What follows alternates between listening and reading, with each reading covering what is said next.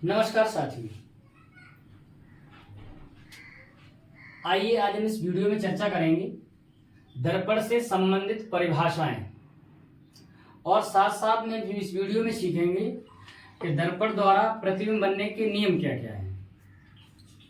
दर्पण के द्वारा प्रतिबिंब किसी भी वस्तु का प्रतिबिंब कैसे बनता है। तो सबसे पहले हम सीखेंगे दर्पण से संबंधित परिभाषाएं। परिभाषाओं में हम पहला पॉइंट पढ़ेंगे जिसका नाम होगा दर्पण का ध्रुव।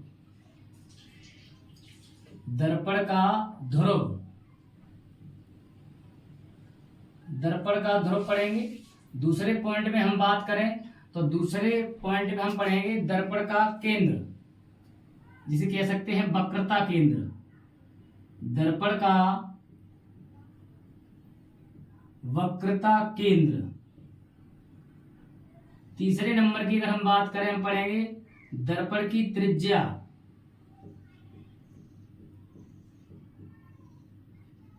तीसरे नंबर की अगर हम बात करें तो हम देखेंगे कि दर्पण की त्रिज्या। चौथे नंबर की अगर हम बात करें पॉइंट नंबर 4 में, तो हम पढ़ेंगे इसके बाद में मुख्य अक्ष। इसका मुख्य अक्ष क्या होता है, इन सब की आगे हमें बहुत जरूरत है। मुख्य अक्ष। 5वें नंबर की अगर हम बात करें तो कह सकते हैं मुख्य फोकस। आपका मुख्य फोकस, मुख्य फोकस। 6वें नंबर की अगर हम बात करें, नंबर 6, 6वें नंबर की अगर हम बात करें तो कह सकते हैं दर्पण का द्वारक। हम कह सकते हैं दर्पण का द्वारक, दर्पण का द्वारक। अगले पॉइंट की अगर हम बात करें तो हम पढ़ेंगे दर्पण की फोकस दूरी। दर्पण की फोकस दूरी,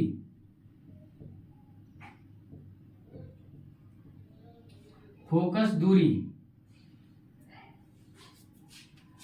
एक बार फिर देखेंगे दर्पण का ध्रुव, दर्पण का वक्रता केंद्र, दर्पण की त्रिज्या, दर्पण का मुख्य अक्ष, मुख्य फोकस, दर्पण का द्वारक और साथ साथ में पढ़ेंगे दर्पण की फोकस दूरी।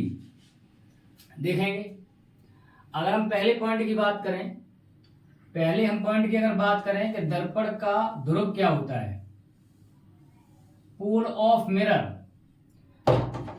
पोल ऑफ मिरर। अगर हम दर्पण के ध्रुव को प्रदर्शित करें, अगर हम दर्पण के ध्रुव को प्रदर्शित करना चाहें तो इसे हम प्रदर्शित करेंगे P से। डेफिनेशन देखें तो डेफिनेशन हो जाएगी, जो हमारा परावर्तक पृष्ठ होगा तो लिख सकते हैं हम क्या, परावर्तक पृष्ठ, परावर्तक पृष्ठ के मध्य बिंदु को, मध्य बिंदु को क्या कहेंगे हम, दर्पण का ध्रुव कहेंगे या दर्पण का ध्रुव कहते हैं, दर्पण का ध्रुव कहते हैं। डायग्राम द्वारा समझेंगे। मेरे पास में एक अवतल दर्पण है, एक मेरे पास में है अवतल दर्पण, एक मेरे पास में है उत्तल दर्पण। उत्तल दर्पण में हमने पढ़ा था जिसका परावर्तक पृष्ठ उभरा हुआ हो। अवतल दर्पण में पढ़ा था हमने जिसका परावर्तक पृष्ठ अंदर की ओर हो। तो ये मेरा अवतल दर्पण हो जाएगा, इसका नाम होगा अवतल दर्पण, और ये हो जाएगा उत्तल दर्पण, ये हो जाएगा उत्तल दर्पण। अब इसका जो एक पृष्ठ पर जैसे हमने पॉलिश की है तो दूसरा पृष्ठ क्या बन गया, परावर्तक बन गया। तो ये पृष्ठ जो है, इसका जो मध्य बिंदु होगा, इसका जो मध्य बिंदु होगा, इस बिंदु को हम दर्पण का ध्रुव कहते हैं। इस तरफ ये परावर्तक पृष्ठ है, इसका जो मध्य बिंदु होगा तो इसको हम दर्पण का ध्रुव कहते हैं, जिसे हम P से प्रदर्शित करते हैं। दर्पण के ध्रुव को हम P से प्रदर्शित करते हैं। परावर्तक पृष्ठ के मध्य बिंदु को दर्पण का ध्रुव कहते हैं। अवतल दर्पण है तो इसका जो परावर्तक पृष्ठ होगा, इस मध्य बिंदु को हम कहेंगे दर्पण का ध्रुव, और उत्तल दर्पण है तो इसका परावर्तक पृष्ठ किधर होता है, उभरा हुआ होता है, तो उसके मध्य बिंदु को हम दर्पण का ध्रुव कहेंगे। अगर दूसरे पॉइंट की देखेंगे, दूसरे पॉइंट की अगर हम बात करें, दूसरे पॉइंट में हम पढ़ेंगे वक्रता केंद्र। वक्रता केंद्र,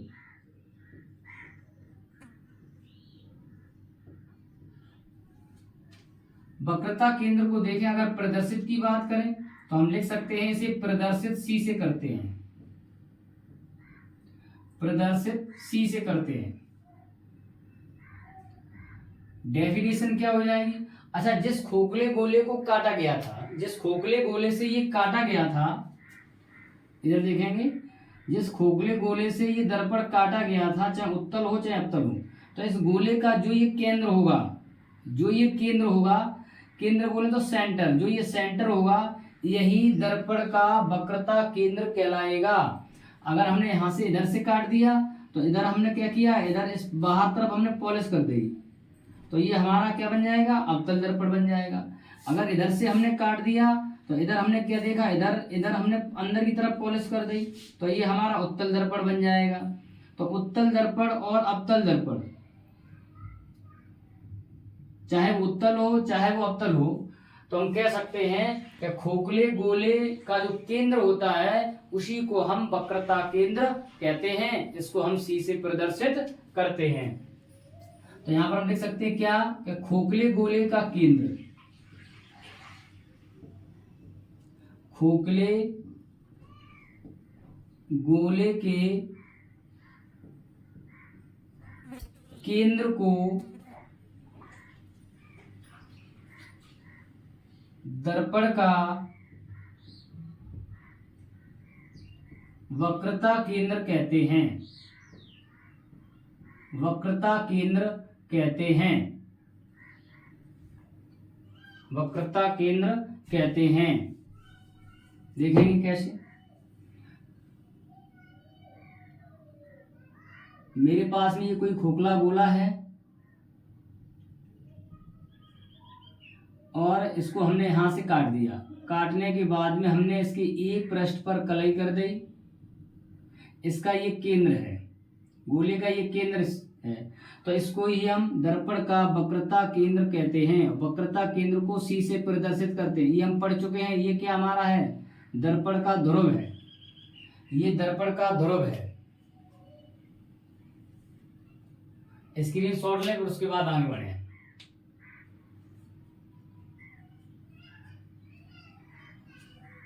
अगला पॉइंट देखेंगे, एक एक करके हमें सभी पॉइंट पढ़ने हैं, जिससे हमें आगे कोई भी समस्या ना हो।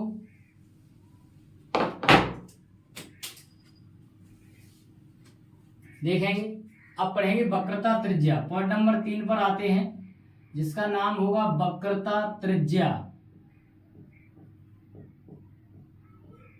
वक्रता त्रिज्या,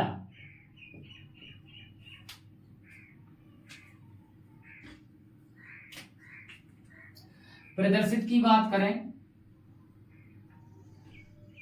अगर हम इसे प्रदर्शित की बात करें,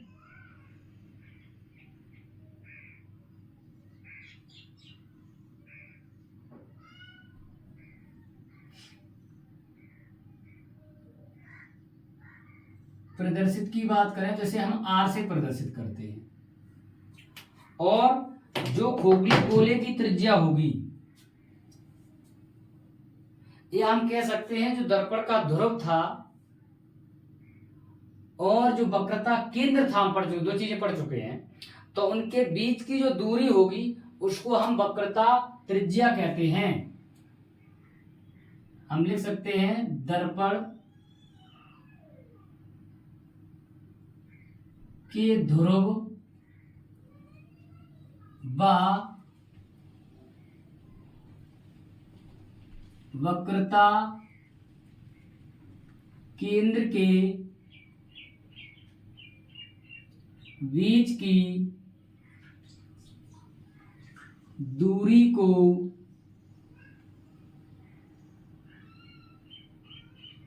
वक्रता त्रिज्या कहते हैं। वक्रता त्रिज्या कहते हैं। देखेंगे कैसे। ये खोखला गोला है मेरे पास में, इसको हमने यहां से काट दिया। काटने के बाद में इसके एक पृष्ठ पर हमने कलाई कर दी, तो दूसरा पृष्ठ परावर्तक पृष्ठ बन गया। ये दर्पण का ध्रुव है, इसका वक्रता केंद्र सी ये है। अब वक्रता केंद्र और ध्रुव के बीच की ये दूरी है, तो यहां से यहां तक की जो दूरी है इसको हम वक्रता त्रिज्या कहते हैं आर।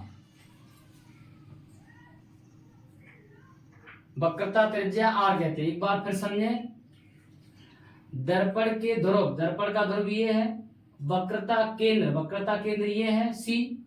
वक्रता केंद्र के बीच की जो दूरी है, इस बीच की दूरी को हम दर्पण की त्रिज्या कहते हैं, जिसे हम आर से प्रदर्शित करते हैं, या हम कह सकते हैं वक्रता त्रिज्या कहते हैं। अगले पॉइंट की तरफ देखेंगे। अगले पॉइंट में देखेंगे मुख्य अक्ष। पॉइंट नंबर 4 होगा, जिसका नाम होगा मुख्य अक्ष।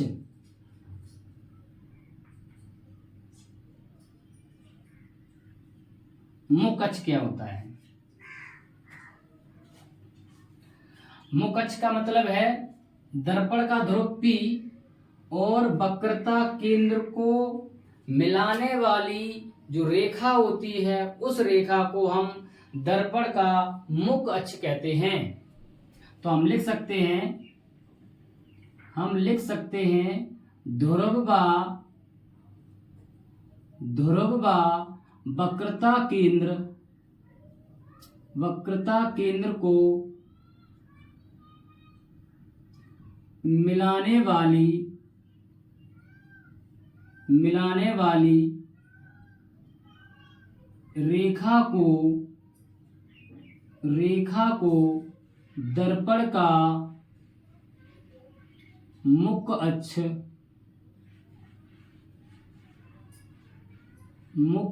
कहते हैं। मुख्य अक्ष कहते हैं। मेरे पास में ये खोखला गोला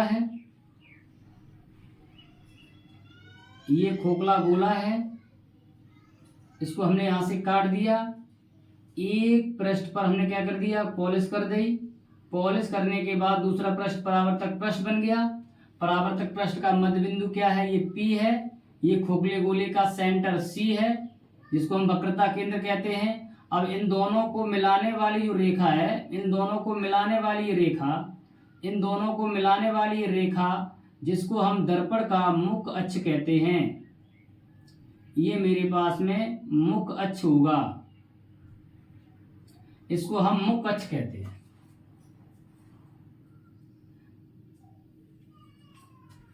दर्पण के ध्रुव और वक्रता केंद्र को मिलाने वाली रेखा को दर्पण का मुख्य अक्ष कहते हैं। दर्पण का ध्रुव P, वक्रता केंद्र C को मिलाने वाली जो रेखा है, उस रेखा को हम दर्पण का ध्रुव कहते हैं। अब बात आती है दर्पण का द्वारक। इसके बाद चर्चा करेंगे हम दर्पण का द्वारक। दर्पण का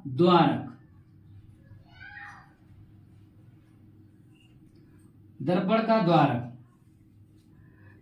मेरे पास में कोई भी दर्पण है। जैसे मान चले मेरे पास में एक दर्पण है जिसका नाम है अवतल दर्पण। एक मेरे पास में दर्पण है जिसका नाम है अवतल दर्पण। या फिर मान लो मेरे पास में एक है जिसका नाम है उत्तल दर्पण। अवतल दर्पण या उत्तल दर्पण। अवतल दर्पण या उत्तल दर्पण के जो परावर्तक पृष्ठ है, यहां से यहां तक जो परावर्तक पृष्ठ है, इसका जो व्यास होगा, देखेंगे यहां पर ये यहां से यहां तक जो व्यास है, इस व्यास को हम दर्पण का द्वारक कहते हैं। ये मान लो M बिंदु है, ये मेरे पास में M डैश या M1 है। यहाँ पर भी बिंदु जैसे मान लो M है और ये M1 है, तो यहाँ पर दर्पण का जो द्वारक होगा वो M और M1। तो लिख सकते हैं परावर्तक पृष्ठ के व्यास को हम कह सकते हैं परावर्तक पृष्ठ के व्यास को, परावर्तक पृष्ठ के व्यास को दर्पण का द्वारक कहते हैं। दर्पण का द्वारक कहते हैं। चाहे वो उत्तल दर्पण हो चाहे वो अवतल दर्पण हो, जो दर्पण का द्वारक होगा, जो दर्पण का द्वारक होगा, और उसे हम क्या कहेंगे, जो दर्पण का द्वारक होगा वो क्या होगा, जो परावर्तक पृष्ठ होगा, परावर्तक पृष्ठ का जितना भी व्यास है, यहां से यहां तक जितना भी व्यास है, उस व्यास को हम दर्पण का द्वारक कहते हैं। अगले पॉइंट पे आएंगे।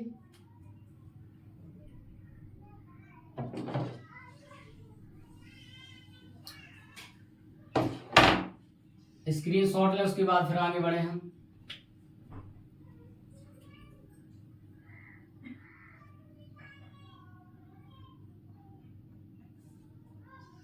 देखेंगे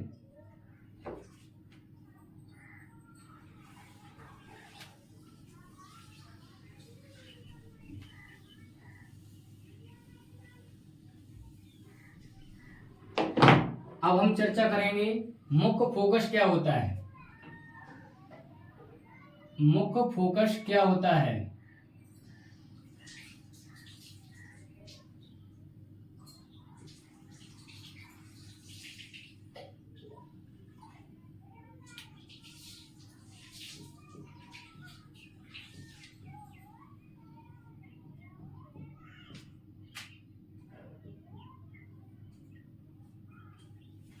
अगले पॉइंट में नोट करेंगे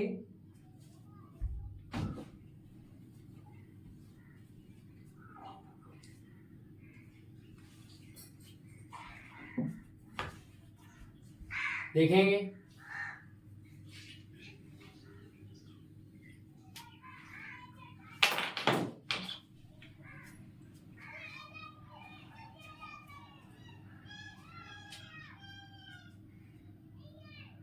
एक हमने लिया अवतल दर्पण,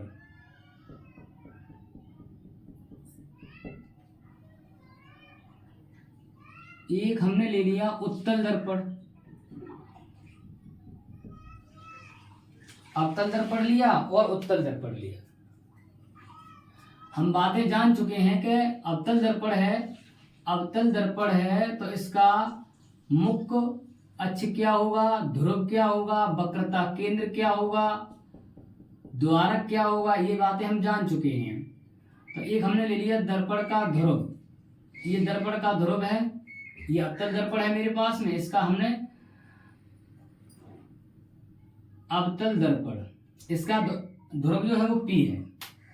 एक ले लिया हमने उत्तल दर्पण, इसका ध्रुव भी यहां पर P है।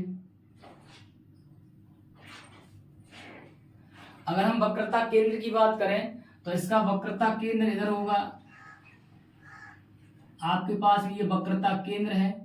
वक्रता केंद्र और ध्रुव को मिला देंगे तो मिलाने वाली जो रेखा है ये मेरे पास में क्या कहलाएगी, अभी हमने पढ़ा था, इसका नाम है मुख्य अक्ष। मुख्य अक्ष, मुख्य अक्ष हो जाएगा। और इसी तरीके से इसका जो वक्रता केंद्र होगा वो इधर होगा, ध्रुव को वक्रता केंद्र को मिला देंगे, इसका मुख्य अक्ष ही हो जाएगा। अब मुख्य अक्ष के समांतर आने वाली प्रकाश की किरण, मुख्य अक्ष के समांतर आने वाली प्रकाश की किरण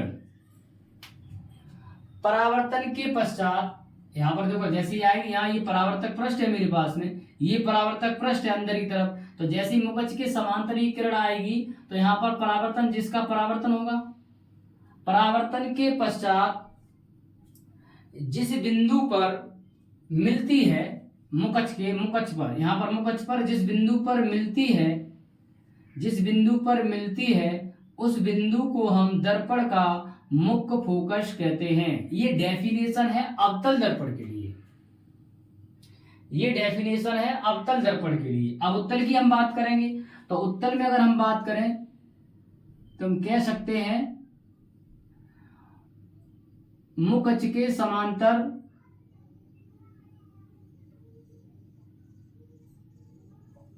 मुख अक्ष के समांतर जाने वाली प्रकाश की किरण, जाने वाली प्रकाश की किरण परावर्तन के पश्चात जिस बिंदु से आती हुई प्रतीत होती है, जिस बिंदु से आती हुई प्रतीत होती है, उसे हम दर्पण का मुख्य फोकस कहते हैं, उसे हम दर्पण का मुख्य फोकस कहते हैं।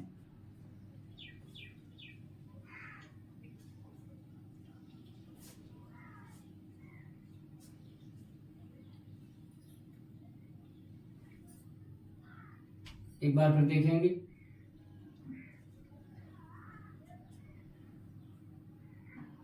अवतल दर्पण की अगर हम बात करें तो मुख अक्ष के समांतर जाने वाली प्रकाश की किरण परावर्तन के पश्चात मुख अक्ष पर जिस बिंदु पर मिलती है या जिस बिंदु पर उसको काटती है, उस बिंदु को हम दर्पण का मुख्य फोकस कहते हैं। इसमें कहेंगे हम मुख अक्ष के समांतर जाने वाली प्रकाश की किरण परावर्तन के पश्चात जिस बिंदु पर मिलती हुई प्रतीत होती है, तो उसे हम दर्पण का मुख्य फोकस कहते हैं। डेफिनेशन देखेंगे, डेफिनेशन क्या लिखेंगे, डेफिनेशन मेरी हो जाएगी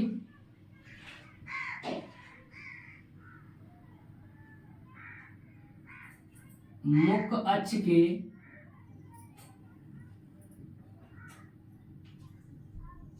समांतर जाने वाली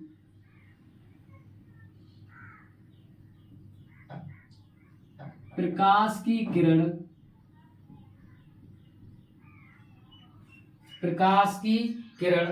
परावर्तन के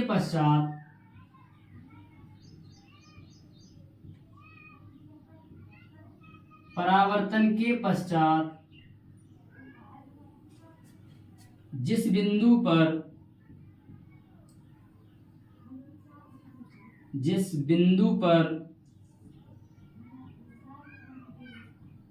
मिलती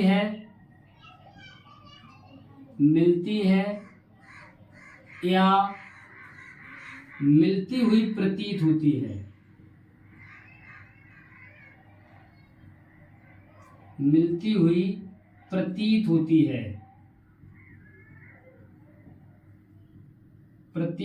है, तो उस बिंदु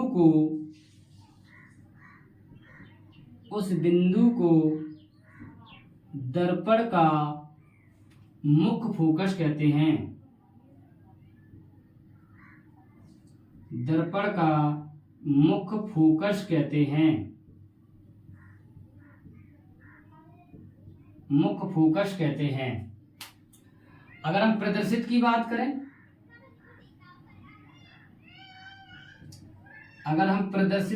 करें, तो इसे प्रदर्शित हमेशा करेंगे कैपिटल एफ से, इसे हम कैपिटल एफ से प्रदर्शित करते हैं। अवतल दर्पण में मुख्य फोकस कहाँ होता है, अवतल दर्पण में मुख्य फोकस दर्पण के सामने होता है, जबकि उत्तल दर्पण में जो फोकस होता है वो दर्पण के पीछे होता है। इसमें दर्पण के सामने होता है, इसमें दर्पण के पीछे होता है उत्तल दर्पण में।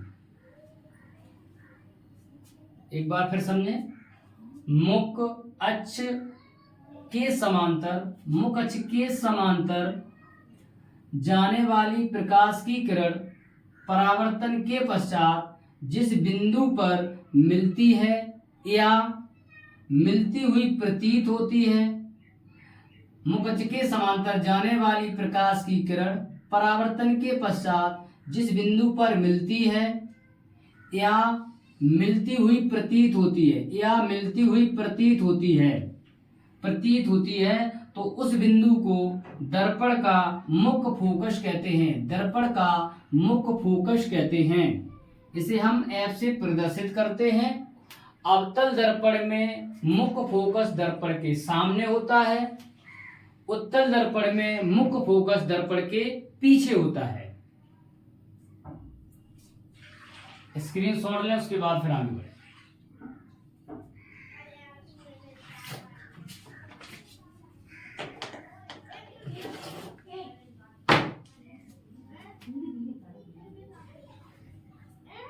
देखेंगे अब अगला पॉइंट आता है जिसका नाम है फोकस दूरी। जिसका नाम है फोकस दूरी, ये भी इंपॉर्टेंट पॉइंट है। फोकस दूरी पॉइंट नंबर 7 आएगा, फोकस दूरी।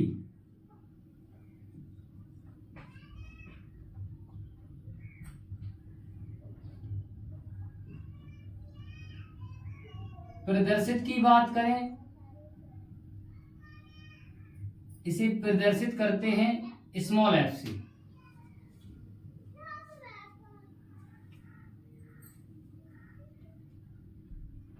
दर्पण का जो ध्रुव है, दर्पण का जो ध्रुव है, ध्रुव बा, अभी हमने एक पॉइंट पढ़ा है मुख्य फोकस। मुख्य फोकस, मुख्य फोकस के बीच की दूरी, बीच की दूरी को फोकस दूरी कहते हैं। फोकस दूरी कहते हैं।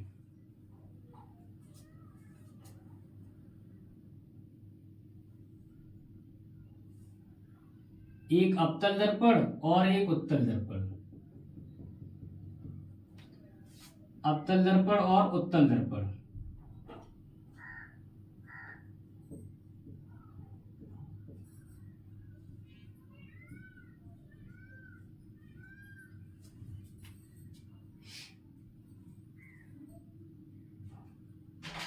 अवतल दर्पण का ध्रुव ये है और उत्तल दर्पण का ध्रुव ये है।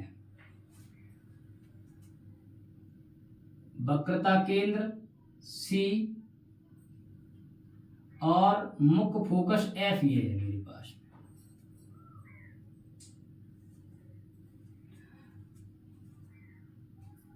वक्रता केंद्र C और मुख्य फोकस F ये है मेरे पास में।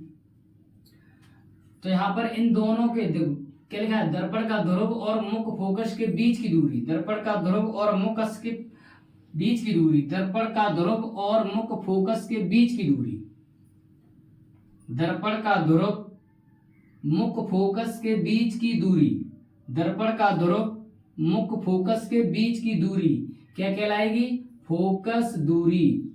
इसको हम कहते हैं फोकस दूरी। क्या कहलाएगी, फोकस दूरी। अच्छा एक बात और है कि जो अवतल दर्पण की फोकस दूरी होती है, अवतल दर्पण की जो फोकस दूरी होती है वो किस तरीके की होती है। अवतल दर्पण की जो फोकस दूरी होती है वो कैसी होती है, ऋणात्मक। ऋणात्मक होगी। और उत्तल दर्पण की जो फोकस दूरी होगी, उत्तल दर्पण की जो फोकस दूरी होगी वो होगी धनात्मक। इसके बारे में जब हम चिन्ह परिपाटी पढ़ेंगे तो वहां पर इसके बारे में देखेंगे कि फोकस दूरी ऋणात्मक और धनात्मक। फिलहाल हमें याद करना है कि अवतल दर्पण की जो फोकस दूरी होती है वो ऋणात्मक होती है और उत्तल दर्पण की जो फोकस दूरी होती है वो धनात्मक होती है। आगे देखें, इसके बाद अगला पॉइंट, लास्ट पॉइंट है जिसका नाम है फोकस तल। एक बार शुरू से देखें, फोकस दूरी प्रदर्शित F से करते हैं, स्मॉल f से।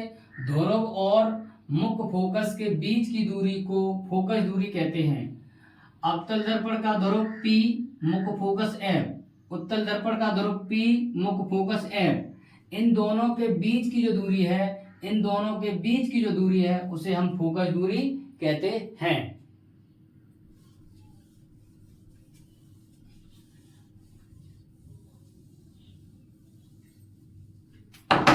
लास्ट पॉइंट जिसका नाम है फोकस तल।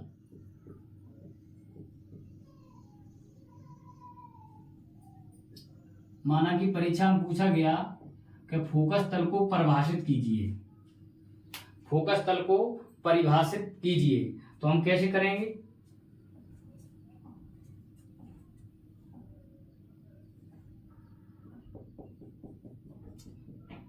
ये मेरे पास में अवतल दर्पण है जिसका ध्रुव P है और वक्रता केंद्र C है। इसको हम मिला देंगे, ये मिलाने वाली रेखा हम पढ़ चुके हैं, मुख अक्ष कहलाएगी।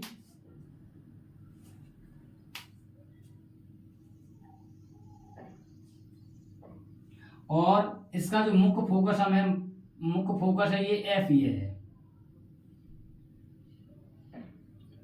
अब फोकस तल की बात आई है, तो फोकस तल की बात आई है तो फोकस में ही होगा, तो हम लिख सकते हैं वह तल जो फोकस से होकर गुजरता है। कह सकते हैं वह तल जो मुख्य फोकस से होकर गुजरता है, और गुजरता तो है साथ साथ में ये मुख्य फोकस के लंबवत होता है, मुख्य फोकस के लंबवत होता है।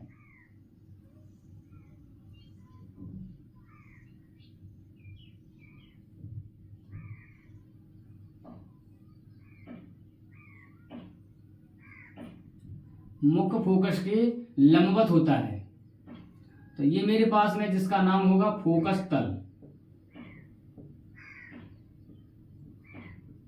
फोकस तल क्या लिख सकते हैं? वह तल, हम लिख सकते हैं वह तल जो मुख्य फोकस से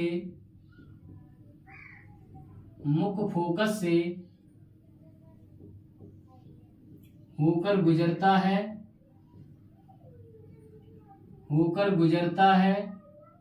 दूसरा पॉइंट हो जाएगा, और कैसा होता है? मुख्य अक्ष, जो हमारा ये मुख्य अक्ष है इसके लंबवत होता है, तो लिख सकते हैं मुख्य अक्ष के लंबवत होता है।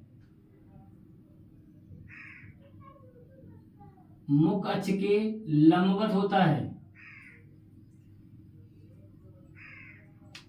लंबवत होता है।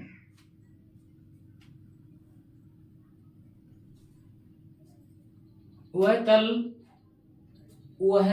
तल जो मुख्य फोकस से होकर गुजरता है और मुख्य अक्ष के लंबवत होता है, तो क्या कहलाएगा? उसे हम कहेंगे फोकस तल। तो फोकस तल कहलाता है। अब नोट पॉइंट में हम दो बातें लिख सकते हैं। नोट पॉइंट में क्या? माना कि मेरे पास में ये अवतल दर्पण है, अवतल दर्पण है जिसका ध्रुव ये P है और ये वक्रता केंद्र है। वक्रता केंद्र और P को मिला देंगे तो ये मुख्य अक्ष बन जाएगा। मिलाने वाली रेखा मुख्य अक्ष है। ये क्या है? इसको हम कहेंगे मुख्य अक्ष है।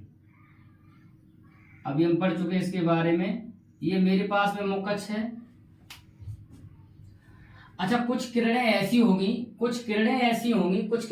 होंगी जो मुख्य अक्ष वाली रेखा जो है उसके पास से गुजरेंगी। कुछ किरणें ऐसी होंगी जो मुख्य अक्ष के पास से गुजरेंगी, कुछ किरणें ऐसी होंगी जो मुख्य अक्ष से दूर होंगी, कुछ पास भी होंगी और कुछ दूर होंगी। तो उन किरणों के क्या क्या नाम हो सकते हैं जो मुख्य अक्ष से दूर होकर दर्पण से टकराती हैं? बात समझेंगे। जो मुख्य अक्ष से दूर होकर दर्पण से टकराती हैं, जो मुख्य अक्ष से दूर होकर दर्पण से टकराती हैं। किससे दूर होती हैं? मुख्य अक्ष से। तो लिख सकते हैं मुख्य अक्ष से दूर होकर, मुख्य अक्ष से दूर होकर किससे टकराती हैं? बोलो, किससे टकराती हैं? दर्पण से टकराती हैं। तो मुख अक्ष से दूर होकर दर्पण से टकराती हैं, दर्पण से टकराती हैं। अगर टकराती हैं तो इनको हम किस नाम से जानते हैं? इनको हम किस नाम से जानते हैं? तो इनका नाम है सीमांत किरणें। ये नई बात हम जान रहे हैं, सीमांत किरणें, सीमांत किरणें। अच्छा, कुछ किरणें ऐसी भी हैं जो दर्पण से पास, जो मुख अक्ष है मुख अक्ष से पास से टकराती हैं, मुख अक्ष के पास से टकराती हैं। तो हम लिख सकते हैं जो किरणें मुख अक्ष के पास से टकराती हैं, पास से दर्पण से टकराती हैं,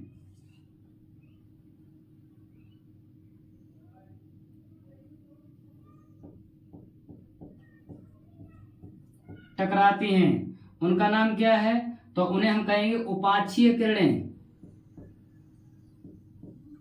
उन्हें हम कहते हैं उपाक्षीय किरणें। अगर आपसे पूछा जाए कि ये बताइए सीमांत किरणें और उपाक्षीय किरणें क्या होती हैं, तो हम लिख सकते हैं वे किरणें जो मुख अक्ष से दूर होकर दर्पण से टकराती हैं, उन्हें हम सीमांत किरणें कहते हैं। और कह सकते हैं वे किरणें जो मुख अक्ष से पास होकर दर्पण से टकराती हैं, उन्हें हम कहते हैं उपाक्षीय किरणें। तो ये नाम हो जाएंगे सीमांत किरणें और उपाक्षीय किरणें।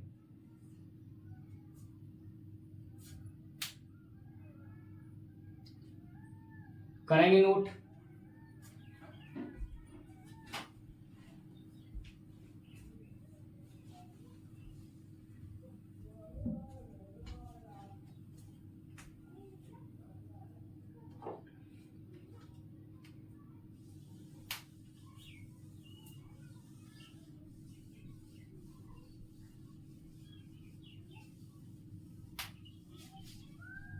साथ साथ में हमारे channel Goga ji study class को शेयर भी करते रहें, लाइक भी देते रहें और सब्सक्राइब भी करते रहें, जिससे हम लोगों को अच्छी से अच्छी और हम सभी लोग मिलकर आप लोगों को अच्छी से अच्छी वीडियो दे सकें। हम इस बात का विश्वास दिलाते हैं कि आपको साइंस कहीं पढ़ने की जरूरत नहीं पड़ेगी। हम शुरू से लेकर लास्ट तक आपको लेके जाएंगे। साथ साथ में हम आपको इम्पोर्टेंट क्वेश्चन भी कराएंगे, अनसॉल्व भी कराएंगे। बोर्ड परीक्षा से संबंधित जितने भी इम्पोर्टेंट टॉपिक हैं उनका सबका रिवीजन करवाएंगे। आप हमसे जुड़े रहें, देखेंगे। अब एक बार में ही हम सब सारी बातें देखेंगे। क्या? हमने लिया एक खोखला गोला, कांच का एक खोखला गोला लिया। हम जितनी भी डेफिनेशन पढ़ चुके हैं, एक चित्र के माध्यम से सारी चीजें एक बार में ही देखेंगे। कांच का एक खोखला गोला लिया, कांच के खोखले को हमने गोले को काट दिया। काटने के बाद में हमने एक काम किया कि इसके एक पृष्ठ पर हमने पॉलिश कर दी, एक पृष्ठ पर पॉलिश कर दी। पॉलिश करने के बाद में इसका जो दूसरा पृष्ठ है, ये वाला जो ये पृष्ठ बना है, इसका नाम कहलाएगा परावर्तक पृष्ठ। ये इस बात को हम कई पिछली वीडियो में ही पढ़ चुके हैं। परावर्तक पृष्ठ कहलाएगा। अच्छा, ये परावर्तक पृष्ठ कहलाएगा। तो परावर्तक पृष्ठ का जो मध्य बिंदु है, इसको हम पढ़ चुके हैं, इसे हम दर्पण का ध्रुव कहते हैं। दर्पण का ध्रुव कहते हैं। उसके साथ साथ इस खोखले गोले का जो केंद्र है, इस खोखले गोले का जो केंद्र है, उसे हम वक्रता केंद्र कहते हैं। वक्रता केंद्र कहते हैं। अब वक्रता केंद्र और ध्रुव को मिलाने वाली जो रेखा है, ये ध्रुव को मिलाने वाली रेखा है, ये रेखा मुख अक्ष कहलाती है। ये रेखा मुख अक्ष कहलाती है। इसको हम क्या कहेंगे? दर्पण का ध्रुव कहेंगे। और ये क्या है? ये हमारे पास में क्या है? वक्रता केंद्र है। वक्रता केंद्र है। अब अगला पॉइंट हमने पढ़ा था वक्रता केंद्र और ध्रुव के बीच की जो दूरी है, इस दूरी को हम वक्रता त्रिज्या कहते हैं। इसका नाम देखें तो इसका नाम हो जाएगा वक्रता त्रिज्या। वक्रता त्रिज्या कहते हैं। उसके बाद में अगला पॉइंट पढ़ा था हमने कि मुख अक्ष के समांतर जाने वाली प्रकाश की किरण परावर्तन के पश्चात मुख अक्ष पर जिस बिंदु पर काटेगी, उस बिंदु को हम दर्पण का मुख्य फोकस कहते हैं। इसे हम F से प्रदर्शित करते हैं। अगले पॉइंट पढ़ा था कि मुख्य फोकस और ध्रुव के बीच की जो दूरी है, मुख्य फोकस और ध्रुव के बीच की जो दूरी है, उसको हम फोकस दूरी कहते हैं, जिसे हम स्मॉल f से प्रदर्शित करते हैं। स्मॉल f से प्रदर्शित करते हैं। उसके बाद अगला पॉइंट पढ़ा था हमने। अगला पॉइंट क्या पढ़ा था? मुख्य फोकस, ये हमारा मुख्य फोकस है। मुख्य फोकस से होकर जाने वाला तल जो है वो क्या कहलाता है? फोकस तल कहलाता है। जो फोकस तल जो होता है वो मुख्य अक्ष के लंबवत होता है। मुख्य अक्ष के लंबवत होता है। इतनी बातें हम पढ़ चुके हैं। दर्पण के द्वारक के मध्य बिंदु को दर्पण का ध्रुव कहते हैं। खोखले गोले का जो केंद्र होता है उसे वक्रता केंद्र कहते हैं दर्पण का। वक्रता केंद्र और ध्रुव के बीच की दूरी वक्रता त्रिज्या कहलाती है। मुख अक्ष के समांतर जाने वाली प्रकाश की किरण परावर्तन के पश्चात मुख अक्ष को जिस बिंदु पर काटती है उसे हम दर्पण का मुख्य फोकस कहते हैं। मुख्य फोकस और ध्रुव के बीच की दूरी फोकस दूरी कहलाती है। वक्रता त्रिज्या और फोकस दूरी में जो संबंध है वो हम आगे जानेंगे। अभी अब हम पढ़ेंगे दर्पण द्वारा प्रतिबिंब बनने के क्या नियम हैं। दर्पण द्वारा प्रतिबिंब बनने के क्या नियम हैं। अगला टॉपिक आता है दर्पण द्वारा प्रतिबिंब बनने के नियम। हम क्या लिख सकते हैं? हम लिखेंगे गोलीय दर्पण द्वारा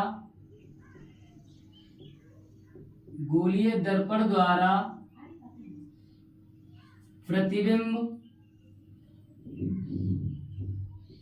बनने के नियम। गोलीय दर्पण द्वारा प्रतिबिंब बनने के नियम क्या क्या नियम है देखेंगे।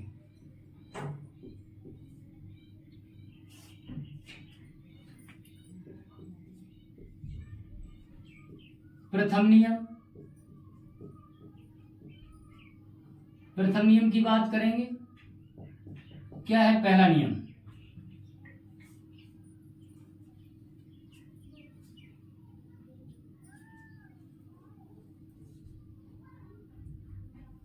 एक हमने ले लिया अवतल दर्पण और एक ले लिया उत्तल दर्पण। ये मेरे पास में उत्तल दर्पण है, ये मेरे पास में अवतल दर्पण है।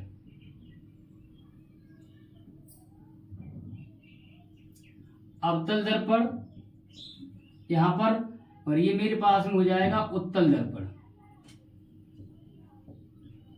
उत्तल दर्पण हम पढ़ चुके हैं। दर्पण का ध्रुव ये मेरे पास में P है, इसका वक्रता केंद्र C ये है। इन दोनों को मिला देंगे तो ये मुख्य अक्ष बन जाएगा।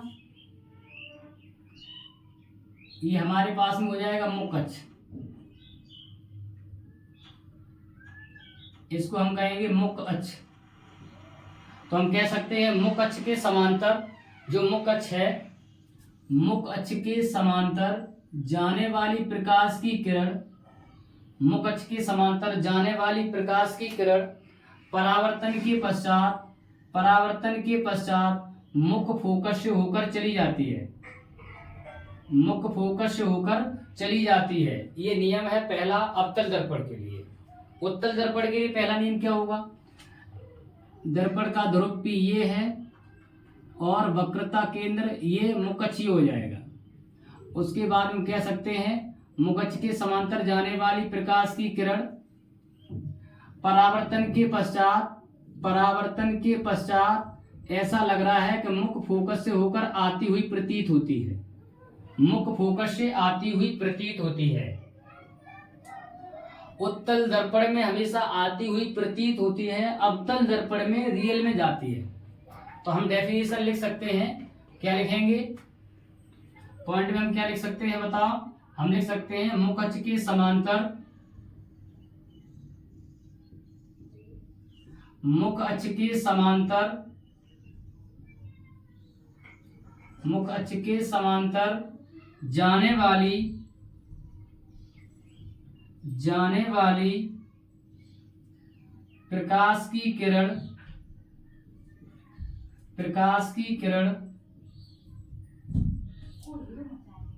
परावर्तन के पश्चात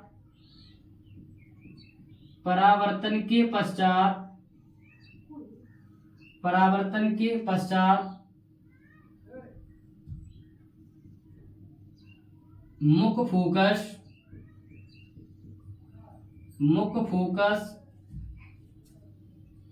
से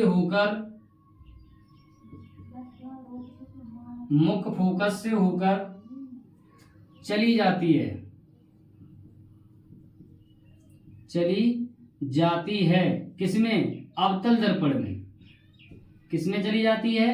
अवतल दर्पण में, या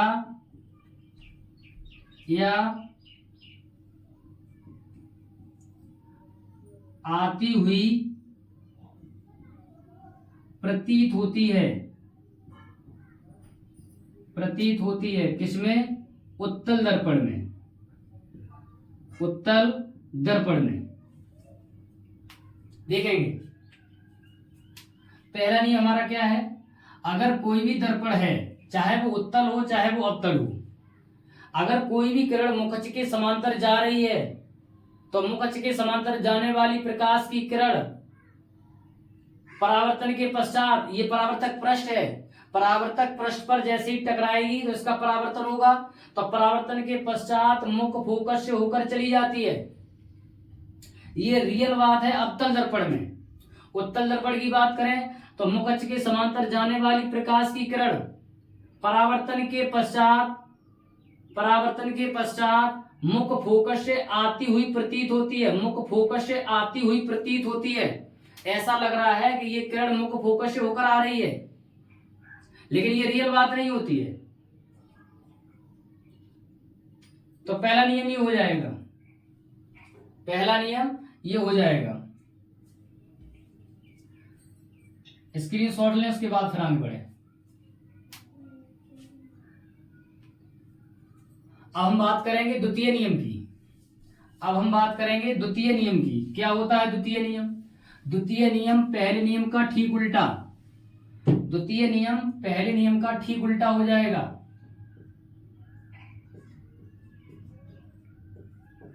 द्वितीय नियम की हम बात करेंगे,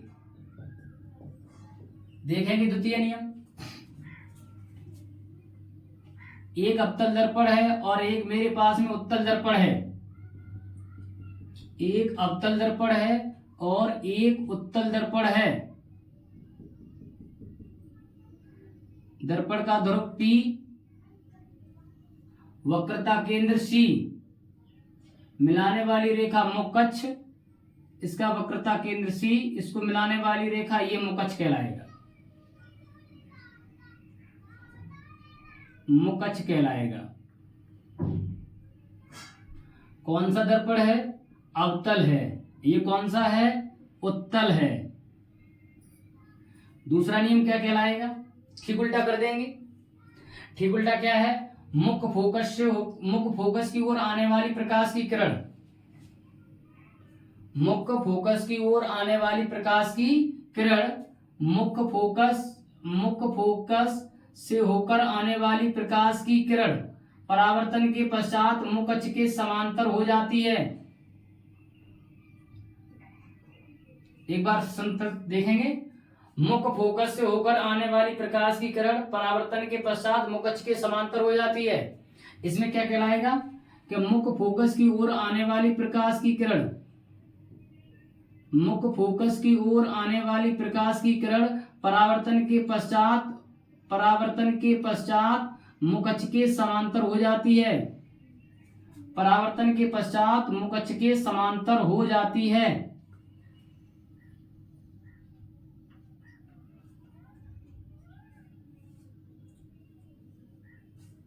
मुख्य फोकस से होकर जाने वाली प्रकाश की किरण परावर्तन के पश्चात मुख्य अक्ष के समांतर हो जाती है। इसमें कह सकते हैं मुख्य फोकस की ओर आने वाली प्रकाश की किरण परावर्तन के पश्चात मुख्य अक्ष के समांतर हो जाती है। ऐसा लग रहा है कि ये मुख्य फोकस की ओर आ रही है, लेकिन ये रियल नहीं है। जैसे इसका परावर्तन होता है तो ये मुख्य अक्ष के समांतर हो जाती है। उसके बाद में यहाँ पर ये लग रहा है कि ये यहाँ पर रियल बात है कि जो किरण मुख्य फोकस से होकर आ रही है ये परावर्तन के पश्चात मुख्य अक्ष के समांतर हो जाती है। यहाँ पर देखो मुख्य अक्ष के समांतर यहाँ पर आ रही है जो किरण, ये लग रहा है कि मुख्य फोकस की ओर आ रही है, लेकिन रियल में ऐसा नहीं होता है। ये मुख्य फोकस की ओर आने वाली प्रकाश की किरण, मुख्य फोकस की ओर आने वाली प्रकाश की किरण और ये मुख्य अक्ष के समांतर हो जाती है, मुख्य अक्ष के समांतर हो जाती है। इसमें क्या है कि मुख्य फोकस की ओर आने वाली प्रकाश की किरण, मुख्य फोकस से होकर जाने वाली प्रकाश की किरण यहाँ से जा रही है। इसमें ये लग रहा है कि इसकी ओर आ रही है, लेकिन रियल में ये बात नहीं होती है। इसमें ऐसा लग रहा है कि ये किरण इसकी ओर आ रही है। जैसे यहाँ पर परावर्तक पृष्ठ आती है तो यहाँ पर क्या होता है, इसका परावर्तन होता है, परावर्तन के बाद मुख्य अक्ष के समांतर हो जाती है। और जबकि इसमें क्या है, इसमें मुख्य फोकस होकर जा रही है, इसमें जा नहीं रही है, उसकी ओर जा नहीं रही है। ऐसा लग रहा है कि उसकी ओर आ रही है, लेकिन रियल बात नहीं है। और जब रियल बात नहीं है तो इसका मतलब है कि ये मुख्य फोकस की ओर कैसा है, केवल आती हुई प्रतीत होती है। लेकिन जैसी परावर्तक पृष्ठ पे पहुंच जाएगी, उसका परावर्तन होगा तो ये मुख्य अक्ष के समांतर हो जाती है। और इसमें रियल बात है कि जो कोई प्रकाश की किरण मुख्य फोकस होकर जाती है तो परावर्तन के पश्चात मुख्य अक्ष के समांतर हो जाती है। बात एक ही है, दोनों में मुख्य अक्ष के समांतर हो जाती है, लेकिन क्या है कि इसमें मुख्य फोकस की ओर आती हुई प्रतीत होती है और इसमें क्या है, ये मुख्य फोकस से होकर जाती है। तो हम डेफिनेशन में क्या लिख सकते हैं, डेफिनेशन में हम लिख सकते हैं मुख्य फोकस से होकर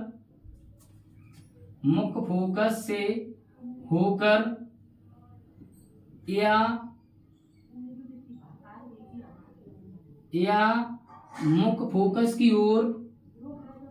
मुख्य फोकस की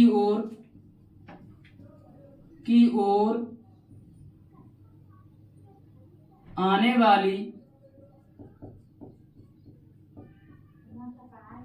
वाली प्रकाश की किरण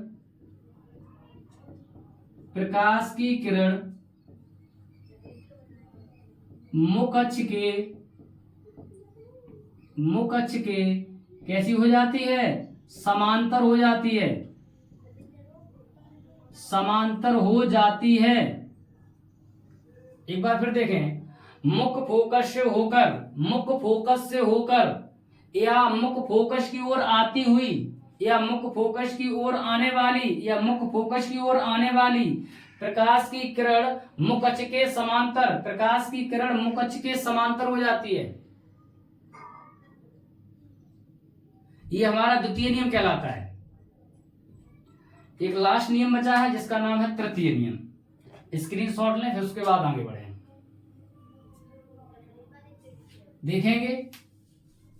अब तीसरा पॉइंट बचा है जिसका नाम है तृतीय नियम। अच्छा, तृतीय नियम जो है वो दोनों दर्पणों के लिए समान है। अगर हम तृतीय नियम की बात करें तो तृतीय नियम दोनों दर्पणों के लिए समान है।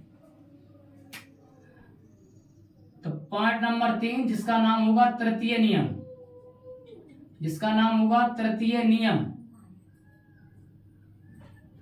क्या है तृतीय नियम देखेंगे। एक हमने लिया जिसका नाम है अवतल दर्पण और एक अब हम लिया है उत्तल दर्पण। हम आशा करते हैं कि आपको अब अवतल दर्पण और उत्तल दर्पण के बारे में पूर्ण ज्ञान हो गया होगा कि अवतल दर्पण क्या होता है और उत्तल दर्पण क्या होता है। अवतल दर्पण में जिसमें परावर्तक पृष्ठ अंदर की ओर होता है हम पढ़ चुके हैं। उत्तल दर्पण में हम पढ़ चुके हैं जिसका परावर्तक पृष्ठ उभरा हुआ होता है। उत्तल दर्पण और अवतल दर्पण की हम बात करेंगे। ये हमारे दर्पण का ध्रुव P कहलाएगा, इसका ये वक्रता केंद्र C है। दर्पण के ध्रुव वक्रता केंद्र को मिलाने वाली रेखा मुख अक्ष कहलाएगी।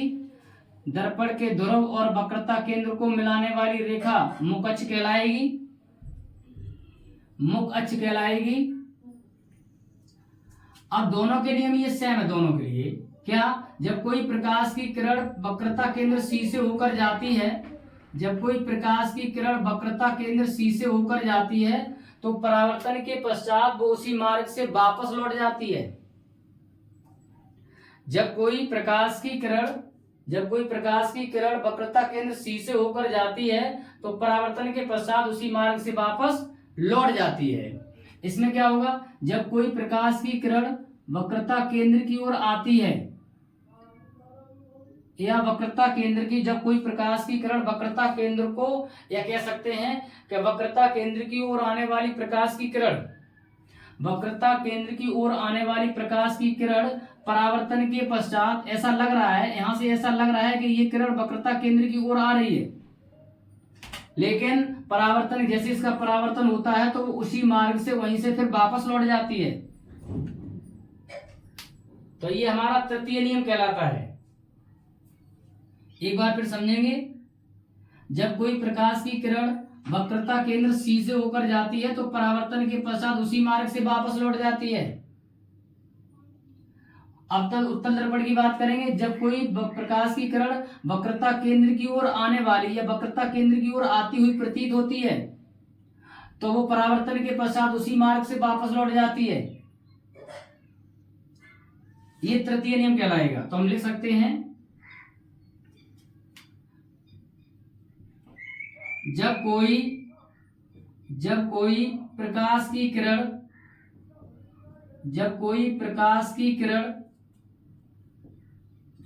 वक्रता केंद्र से होकर जाती है या इसकी ओर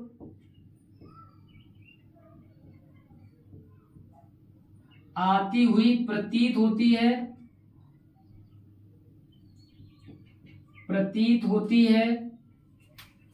तो परावर्तन के पश्चात उसी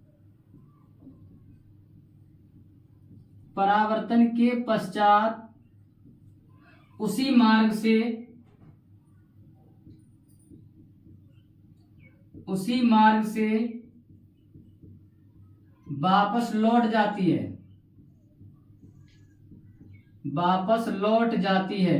ये कहलाएगा तृतीय नियम। एक बार फिर देखें। जब कोई प्रकाश की किरण वक्रता केंद्र C से होकर जाती है तो परावर्तन के पश्चात उसी मार्ग से वापस लौट जाती है। उत्तल दर्पण की बात करेंगे। जब कोई प्रकाश की किरण वक्रता केंद्र की ओर आती हुई प्रतीत होती है या वक्रता केंद्र की ओर आने वाली प्रकाश की किरण परावर्तन के पश्चात उसी मार्ग से वापस लौट जाती है। यह नियम तृतीय नियम कहलाता है।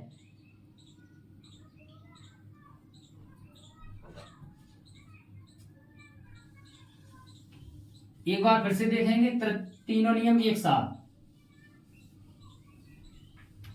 साथ देखेंगे।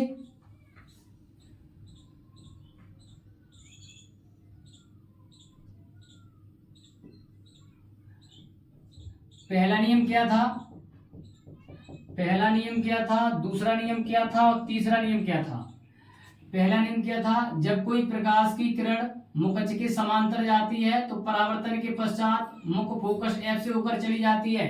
अवतल दर्पण में जब कोई प्रकाश की किरण मुख अक्ष के समांतर जाती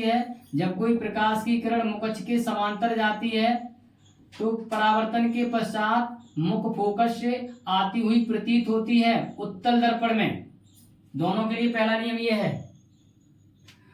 इसमें दूसरा नियम क्या होगा? जब कोई प्रकाश की किरण मुख फोकस से होकर जाती है तो परावर्तन के पश्चात मुख अक्ष के समांतर हो जाती है अवतल दर्पण में। और जब कोई प्रकाश